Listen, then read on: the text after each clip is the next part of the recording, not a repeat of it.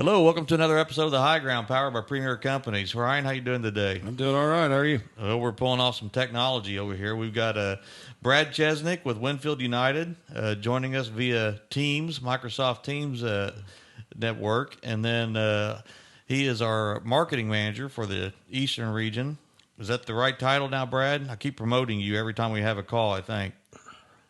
No, I think that's fair. Illinois and the Eastern BU, so pretty much everything east of the Mississippi. And then also joining us in the podcast room is David Brim, and he is the not only does he manage a branch at Mitchell, but then he also helps us with all the pricing and crop protection supply. Works with Mark Canary, and he helps us with both supply, logistics, and then also pricing of all our products. So, Dave, how are you doing today? Doing excellent. Good to be here. Yep. Brad, I guess I know probably every Friday or every couple of weeks you come out with kind of a new supply update, and from a WinField United standpoint. And I know you work closely with Dave and Mark as we're talking about crop protection in particular, and kind of put a timestamp on this. We're in January of 2023. And getting ready here, I mean, before we know it, in 60 to 90 days in southern Indiana, we'll be really busy, won't we, Dave? Absolutely. And so tell us a little bit about... We hope so, right? Yeah, we certainly hope so. That's right. Tell us a little bit about where we're at today, maybe compared to last year, and do we have some of the same problems, or kind of give us your insight on the markets? Yeah, so from a crop protection perspective, I feel like we're kind of turning the corner a little bit on supply constraints on some pretty key AIs.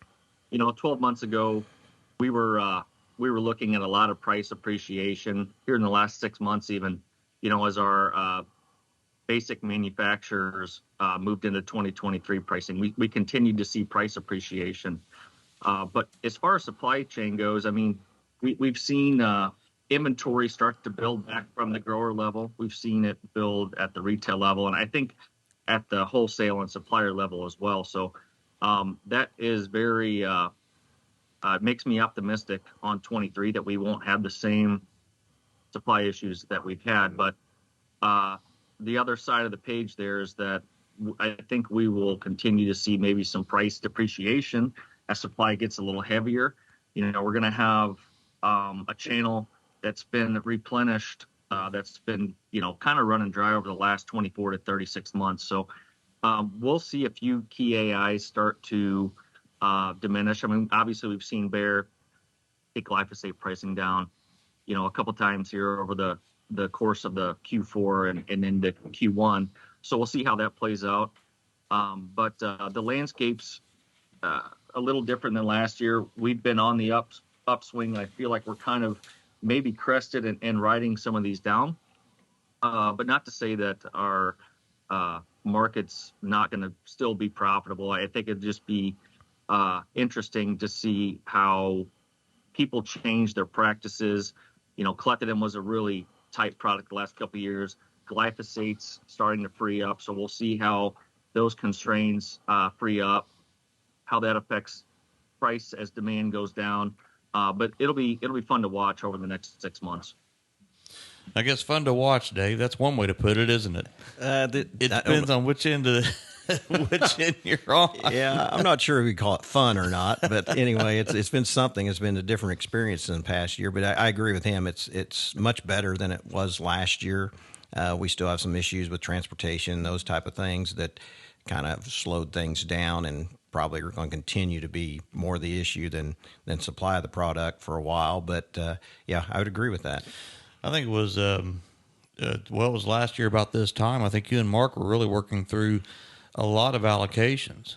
Yes, I mean, we were looking at grower purchase history. Correct, yep. Dave? Correct. Yep. We did that last year. Actually, we're still going through some of that today. There's still allocations out there based on more of a supply plan for BSF's a big example of that. Of most of their product are still on a plan of quarter deliveries, and so there's not a unlimited number that you can still order from some companies. That's a good point, Dave. A lot of things in the crop protection world, they don't show up. Correct. I mean, there'll be someone will make a statement out in the countryside like, make sure you have all of your chemicals on your farm. Well, they're not made yet. Correct. Production hits at different times. And that's always a factor, isn't it, Brad? I think from your perspective, I mean, if you go north to south, or as WinField United as a distributor goes north from south, you're trying to fill the market as the product comes in, probably, right, Brad? Yeah, our market is so hand to mouth, and when you don't have the capacity to hold your full year's needs, as most of our owners, retailers, growers don't have that capacity, right?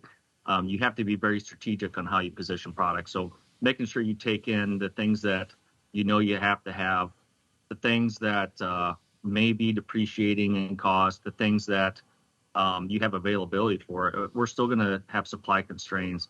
You're just going to have to make sure that you take what you can get, but we're still going to have, you know, plain B's and C's for 23. I don't think that's changing. I think we're still going to have those. I mean, especially insecticides. I think there'll be some pressure around fungicides. Herbicide wise, I think group 15s are going to be really tight. So I think those three opportunities for our owners and growers to make sure that they take a position on now, I would start working on.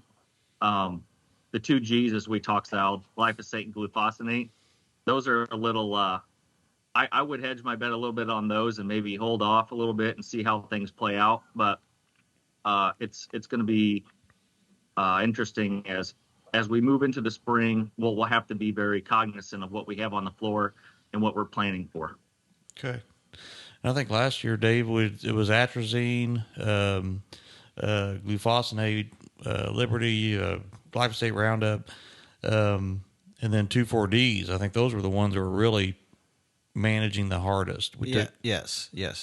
A lot of planning to try to make sure you had product when you needed it, when you wanted it, based on deliveries. And like Brad was saying, just your capacity to hold some of these limited some of that. So you had to take orders, from customers to try to be prepared to know when you need to have supply coming in, to have it when they needed it. And we were very successful. We done very well. I don't know any growers that really had any issues with supply or getting a product. We may have had some substitutions or product changes, but we were able to make sure everybody had product they needed to be on the farm. It's kind of shifting gears to this year.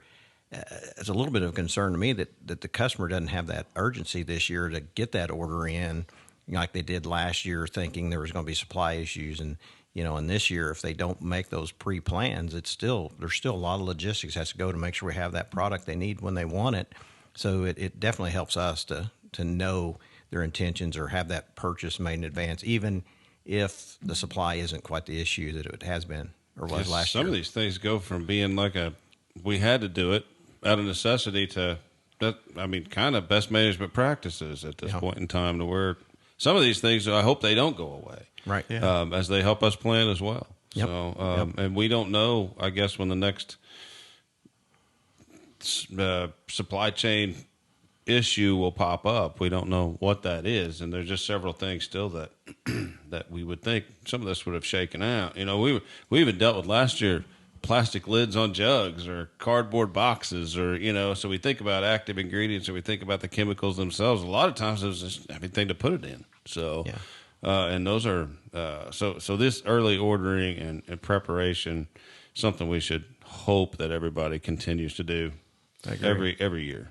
Yeah, and I think people need to be really cognizant of the idea that this is a global market. Something can happen on the other side of the world that can completely change what we're doing, or what we think is going to happen. Hopefully we're through past all that, but the world we live in today, anything's possible. And you're right, David. It is such a global world. I mean, think about BASF in Germany and the natural gas crunch that they're experiencing with Ukraine and Russia.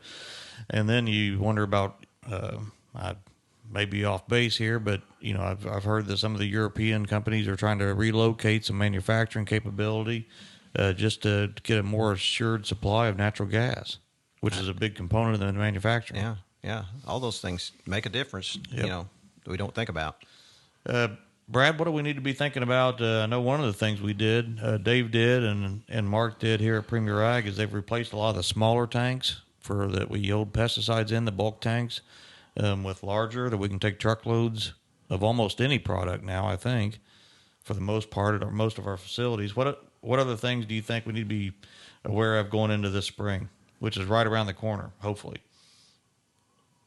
Yeah, no doubt. So to your guys' points, I mean, it may be an active or it may be an inert ingredient. We ran into that to where BSF ran into, they had plenty of active, but not enough of the inert that they needed to make the formulation or formulate the product. So as far as moving into the spring, being efficient with your bulk capacity, within your own locations, even some growers are starting to get bulk capabilities as well too, right? So the high volume products are essential, right? I mean, we need to make sure that we're taking advantage of that, the atrazines, the glyphosates, the glufosinate, the ones that you're going to use, and then working around your crop plan, right? Everyone should hopefully has a crop plan by now. Taking a minute to figure out what their system is, their essentially all the way across the board, all of their inputs, understanding what that is. I mean, it's essential because, to your all's points, the trucking piece, the ability to move that much product or that many pounds or gallons in season is not practical. The planning process is essential to, our industry. So I don't know what the perfect product is to put in the shed right now, or as far as a bulk tank. I don't know if a year from now, if something's going to be, 50% higher than what we're looking at today. I do know there's obviously some depreciation. Like I mentioned earlier, Group 15s are tight. We're going to have to really focus on that. But outside of that, it's an open book. We'll see how the spring plays out, and we can get a wild card. I mean, you never know what can happen in the next 60, 90 days overseas too, with all the imports we have to keep our, domestic market rolling. And that's what Dave's working on, right? You started off, Brad, talking about both the inventory at distribution and the inventory at retail and the inventory at the farmer level. And that's what Dave and Mark is kind of working through now I think last year was as we keep referencing last year, but they were taking existing inventory and new inventory and when that was coming in and what volumes. And I think we're doing that same exercise probably again, aren't we, Dave? Absolutely. That's actually what we were doing this morning. Julia called you out of it to come down for a podcast? Yeah, going through allocations, going through orders, going through inventories, locations, what we have, and that's part of what we do to make sure we have the product where we need it, where we want it. Well, we better let you get back at that then, Dave. So we better. Whatever, yeah. Ryan, do you have anything else? I don't, but we do appreciate what you do, and I hope that through our account managers and through the entire system that we continue to drive that message that we just don't know. I mean, it feels better, but we don't want to be naysayers or pessimistic about this. But we saw probably what the ugly side of it could look like last year, and we feel better about it this year. But we certainly the preparations can never stop for us. Absolutely. Well, Brad, thank you for all you do. I know you're basically on call with us anytime we need you, and you're a big resource and part of the team at Premier Ag, and we appreciate all your support and insight. And that's all we have, so I'd like to thank everybody for... Thanks, Brad. Thanks, Dave. No, thank you, guys. Make sure our listeners please like and subscribe, and that wraps up another episode of The High Ground, powered by Premier Companies.